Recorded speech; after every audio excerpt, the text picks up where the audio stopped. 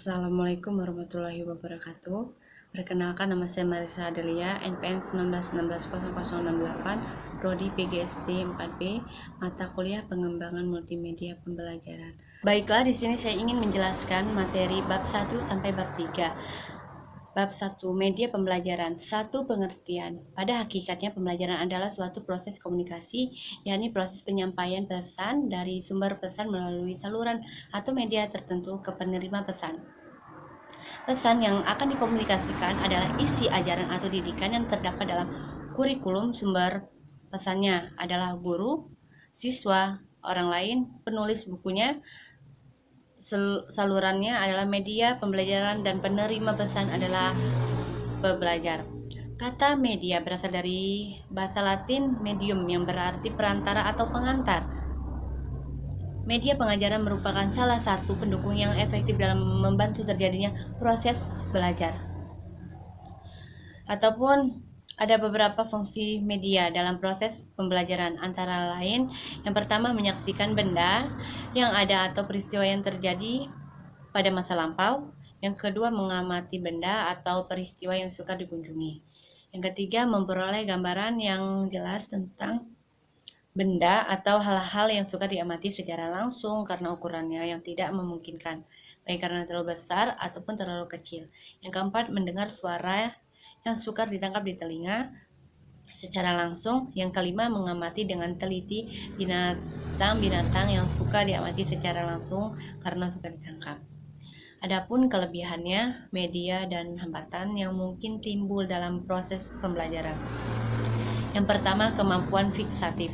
Artinya dapat menangkap, menyimpan, dan menampilkan suatu objek atau kejadian. Yang kedua, kemampuan manipulatif. Artinya media dapat menampilkan kembali objek atau kejadian dengan berbagai macam perubahan sesuai keperluan. Yang ketiga, kemampuan distributif. Artinya media mampu menjangkau audiens yang besar, jumlahnya dalam satu kali penyajian secara serempak. Hambatan-hambatan lainnya, komunikasi dalam proses pembelajaran. 1. Hambatan verbalisme, artinya siswa dapat menyebutkan kata tetapi tidak mengetahui apa arti tersebut. Yang kedua, salah tafsir, artinya dengan istilah kata yang sama diartikan berbeda oleh siswa. Yang ketiga, perhatian tidak terpusat. Dan keempat, tidak terjadinya pemahaman. Selanjutnya 2. Manfaat dan fungsi media. Manfaat media alat pembelajaran dalam proses belajar pengajar diantaranya: 1. Pembelajaran akan lebih menarik perhatian siswa. 2.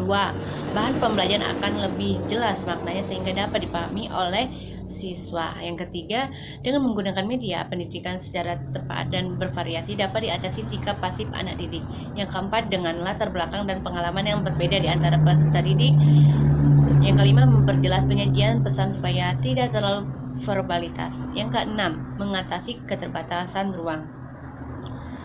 Lalu ketiga, jenis dan klasifikasi media.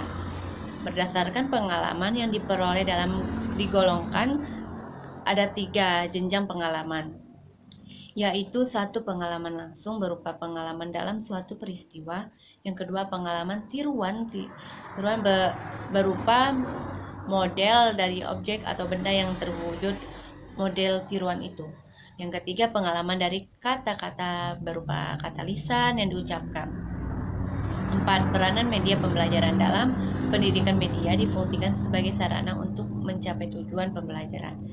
Karenanya, informasi yang terdapat dalam media harus dapat melibatkan siswa baik dalam benak maupun mental dalam bentuk aktivitas yang nyata sehingga pembelajaran dapat terjadi. Penafsiran simbol-simbol komunikasi yang mengandung pesan tersebut dinamakan decoding. Faktor yang menghambat proses komunikasi yaitu faktor hambatan psikologis, hambatan kultural, dan hambatan lingkungan. Pandangan ini akan mengarahkan pada cara pandang seseorang terhadap media pembelajaran. Selanjutnya bab 2. Konsep dasar multimedia pembelajaran. A. Pengertian multimedia pembelajaran dan multimedia interaktif atau hipermedia telah banyak dikembangkan untuk self-regulated learning ataupun untuk media dalam pembelajaran face to face. Definisi multimedia pembelajaran terbagi menjadi dua, definisi sebelum tahun 1980-an, era konvensional, dan definisi sesudah tahun 1980, era revolusi industri. Definisi setelah tahun 1980 di atas lebih menekankan pada multimedia sebagai sistem komunikasi interaktif berbasis komputer yang mampu menciptakan, menyimpan, menyajikan, dan mengakses kembali informasi, teks, grafik, suara, video, atau animasi. Kombinasi ini dapat berisi teks, grafik yang disebutkan tadi, memungkinkan pendidik dan siswa untuk mengintegrasikan, menghubungkan, dan berinteraksi dengan media yang jauh melampaui apa yang sebelumnya. Keunggulan yang dimiliki oleh multimedia ini, pembelajaran interaktif sebagai media pembelajaran, yaitu satu, memberikan pembelajaran dengan penyimpanan informasi yang baik. Yang kedua, desain pembelajaran yang ditunjukkan bagi siswa dengan karakteristik belajar yang berbeda. Yang ketiga, langsung ditunjukkan bagi domain pembelajaran efektif tertentu. Yang keempat, menghadirkan pembelajaran yang realistis. Yang kelima, dapat meningkatkan motivasi peserta didik. Yang keenam, menuntut siswa agar lebih interaktif. Yang ketujuh, kegiatan pembelajaran lebih bersifat individual. 8, memiliki konsistensi materi yang diberikan. 9, mempunyai pengendalian terhadap kecepatan belajar setiap individual. Dalam multimedia, pembelajaran materi disajikan melalui kata-kata, baik narasi maupun teks tertulis, dan gambar, baik diam maupun bergerak. Asumsi dasar teori ini bahwa adalah memori kerja manusia memiliki dua sub komponen yang bekerja secara paralel atau visual, dan auditor dan pembelian dapat memberikan berhasil jika kedua saluran ini digunakan untuk pengolahan informasi pada waktu yang sama. Adapun tiga teori asumsi, yaitu saluran ganda, kapasitas terbatas, dan pemrosesan aktif. Teori ini memberikan basis acuan empiris yang membantu desainer pembelajaran untuk mengurangi beban kognitif selama belajar. Secara umum, pembelajaran multimedia dapat memotivasi belajar dan menciptakan belajar aktif, namun efektivitasnya. Beberapa prinsip dalam mengintegrasikan objek multimedia, yaitu satu, jangan menampilkan lebih dari satu objek. Selanjutnya terintegrasi. 3, objek yang memerlukan cognitive loading yang tinggi seperti diagram, alir, atau flowchart. Yang lainnya 4, pengintegrasian objek dinamik seperti video, animasi dengan objek statik seperti teks dan lainnya. B. Prinsip multimedia. Prinsip-prinsip multimedia ini: 1. Prinsip spatial contiguity. Gambar dan penjelasannya harus diletakkan berdekatan. Yang kedua, prinsip temporal continuity. Animasi dan video harus disajikan bersamaan dengan narasinya. Yang ketiga, prinsip coherence. Kata, gambar, suara, video yang tidak penting dengan relevan sebaiknya dihilangkan, karena materi organik yang tidak relevan dapat mengalami pembelajaran. Yang keempat, prinsip-prinsip signaling. Penyajian materi perlu dilengkapi dengan penandaan atau identitas. Yang kelima, prinsip signaling juga. Penyajian materi perlu dilengkapi dengan penandaan atau identitas. Keenam, prinsip redundansi. Penggunaan elemen multimedia sebaiknya jangan berlebihan karena akan membebani memori kerja siswa. 7, prinsip segmenting. Materi pembelajaran yang rumit, kompleks dan besar sebaiknya dibagi menjadi beberapa bagian sehingga lebih sederhana. Selainnya, adapun prinsip pre-training, prinsip modality, prinsip multimedia, prinsip personil, dan prinsip intersensitivity. C. Komponen multimedia. Menurut Grant dan Brown menjelaskan terdapat beberapa komponen yang digunakan dalam menyajikan multimedia. 1. Berbasis kertas atau paper-based, contohnya buku, majalah, brosur. Kedua, berbasis cahaya light, yaitu contohnya seperti slideshow atau transparasi. Yang ketiga, berbasis suara seperti CD player, tape recorder, radio, dan lainnya. 4. Berbasis gambar bergerak. atau moving image, yaitu televisi, VCR atau video cassette recorder atau film. Yang kelima berbasis digital atau digitali, contohnya komputer.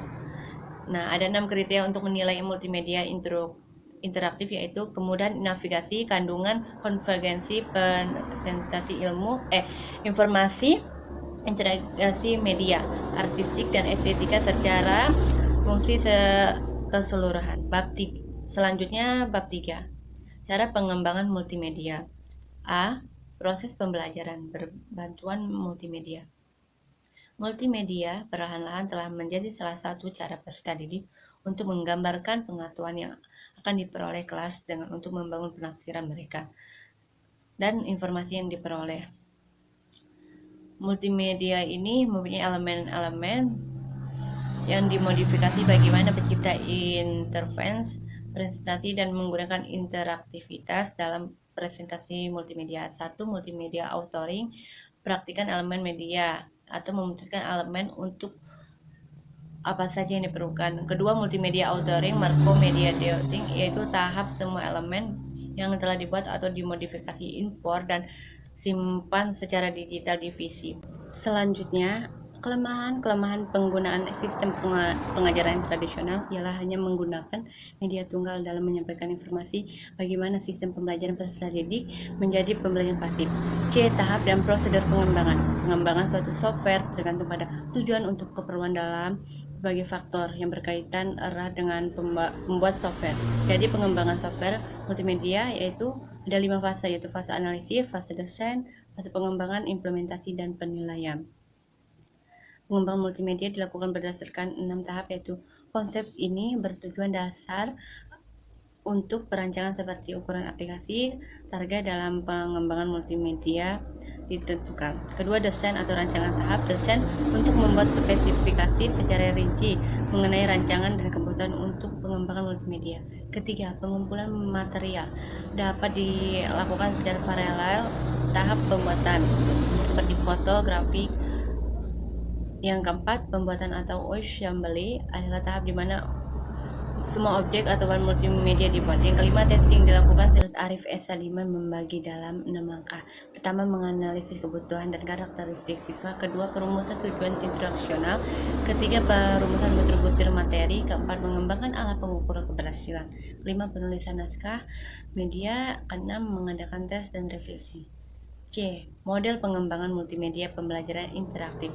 Model pengembangan adalah langkah sistematis dalam pembuatan program multimedia pembelajaran interaktif MPI. Nah, beberapa model yaitu model EPA terdiri dari 5 langkah, yaitu analisis dan penelitian, awal perencanaan, produksi, evaluasi, dan disseminasi.